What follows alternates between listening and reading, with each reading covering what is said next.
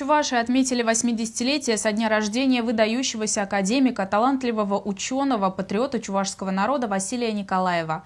Он ушел из жизни в 2007 году, однако его последователи продолжают дело сохранения и развития культуры родного края.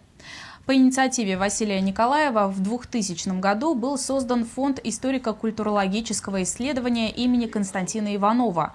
В этом году в честь юбилея основателя фонда учредили специальную премию имени Василия Николаева. Его лауреатами стали 3 человека. Руководитель общественного объединения «Сувар» Сархан Семенов, заслуженный художник Чувашии Юрий Ювенальев и председатель Союза чувашских краеведов Сергей Сорокин. Последний получил премию за создание музея суваро-булгарской культуры «Крепость Чеменя», который пользуется большой популярностью у гостей из разных регионов России, а также из-за рубежа. В течение года мы все-таки сделали этот музей.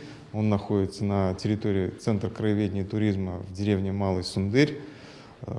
Там есть у нас городище Чемень-Горды, где проводятся регулярно праздники народные, гуляния, семинары, исторические реконструкции.